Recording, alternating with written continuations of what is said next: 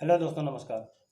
दोस्तों, आज हम भारतीय संविधान की प्रस्तावना के बारे में बात करेंगे कि भारतीय संविधान की प्रस्तावना क्या है और उससे जुड़े महत्वपूर्ण बिंदु क्या हैं, उससे जुड़ी महत्वपूर्ण बातें क्या हैं, उनके सबके बारे में हम बात करेंगे। और वीडियो के आखिरी में आपको कानून से जुड़ा एक रोचक तथ्य भी बताऊंगा, तो मेरे साथ आखिर तक बने रहेगा। मैं हूँ एडवोकेट मलकेश विश्वकर्मा। चलिए दोस्तों, जानते हैं भारत की संविधान की जो प्रस्तावना है क्या कहती है।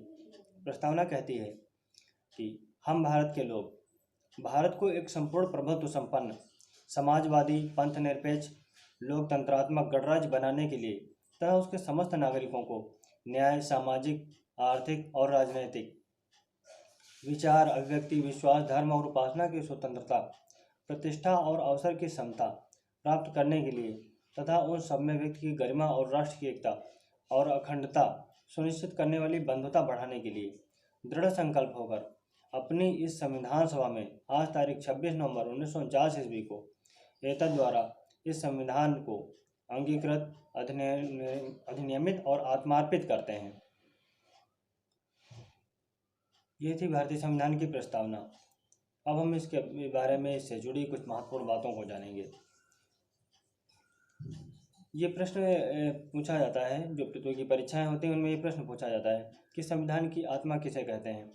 अगर प्रश्न इस तरीके से पूछा जाए तो इसका उत्तर होगा संविधान की आत्मा प्रस्तावना को कहा जाता है। लेकिन प्रश्न अगर इस तरीके से पूछा जाए कि डॉक्टर भीमराव अम्बेडकर ने संविधान की आत्मा किसे कहा है, तो इसका उत्तर होगा अनुच्छेद 32, जो कि संवैधानिक उपचारों का अधिकार के बारे में प्रावधान करता है। उसे डॉक्टर भीमराव अम्बेडकर ने संविधान की आत्मा कहा है। संविधान की प्रस्तावना में समाजवादी, पंथ निरपेक्ष और अखंडता, ये तीन शब्द 42वें संविधान संशोधन जो कि 1976 में किया गया था उसके द्वारा जोड़े गए।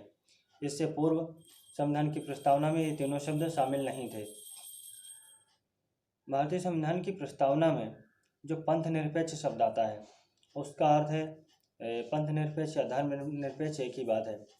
पंथ निरपेक्ष का अर्थ है कि भारत किसी धर्म विशेष को मान्यता नहीं देगा, यानी कि भारत में सभी धर्मों को विशेष समान रूप से माना जाएगा, समझा जाएगा और उनमें विश्वास किया जाएगा। लोकतंत्रात्मक का अर्थ है एक सरकार, यानी कि भारत की एक सरकार होगी जो कि वहाँ की जनता की जो वयस्क जनता होगी उसके द्वारा मतदान के द्वारा चुनी जाएगी। गणराज्य यानी कि यहाँ की असली जो शक्ति होगी, जो ताकत होगी भारत की, वो यहाँ की जनता के हाथों में होगी, ना कि किसी राजा के या मुखिया के जो प्रथम नागरिक होगा उसके हाथ में। भारतीय संविधान, अगर प्रश्न इस तरीके से है कि भारतीय संविधान सभा में प्रस्तावना के बारे में कब प्रावधान किया गया, कब इसे पेश किया गया, तो इसका उत्तर होगा 26 नवंबर 1949 ईस्वी को, जो कि ये प्रस्तावना में ही ये डेट बताई गई, तारीख बताई गई है। 26 नवंबर 1949 को एतद द्वारा इस संविधान को अंगीकृत, अधिनियमित और आत्मार्पित, ये बात कही गई है।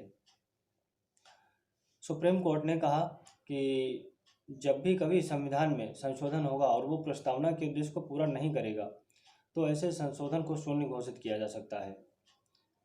प्रस्तावना के तहत संविधान के अधिकार का स्रोत भारत के लोगों के साथ सम्मिलित है। प्रस्तावना का विचार अमेरिकी संविधान से लिया गया, जबकि इसकी भाषा ऑस्ट्रेलिया के संविधान से ली गई है।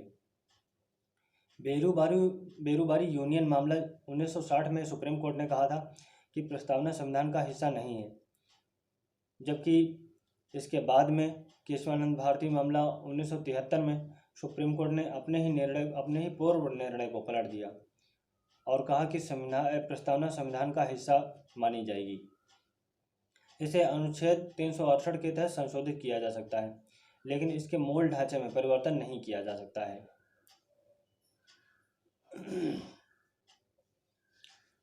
दोस्तों, ये थी कुछ बातें, महत्वपूर्ण बातें संविधान की प्रस्तावना के बारे में। और अब मैं आपको कानून से जुड़ा एक रोचक तथ्य बताता हूँ। दोस्तों, दक्षिणी कैरोलिना में रविवार के दिन अदालत भवन के बाहर महिलाओं पर हाथ उठाना, यानी कि उनको मारना, गैर कानूनी नहीं माना जाता है। दोस्तों, इस फैक्ट के बारे में जान के आपको कैसा लगा? इस फैक्ट के बारे में अपनी राय कमेंट बॉक्स में ज़रूर लिखिएगा। और वीडियो अगर अच्छी लगी हो तो वीडियो को लाइक और शेयर कर दीजिए। चैनल पर अगर पहली बार आए तो चैनल को सब्सक्राइब कर लीजिए। अगली वीडियो आप कौन से टॉपिक पर चाहते हैं ये भी बताइए। इस वीडियो में मेरे साथ आखिर तक बने रहने के लिए आपका बहुत बहुत धन्यवाद।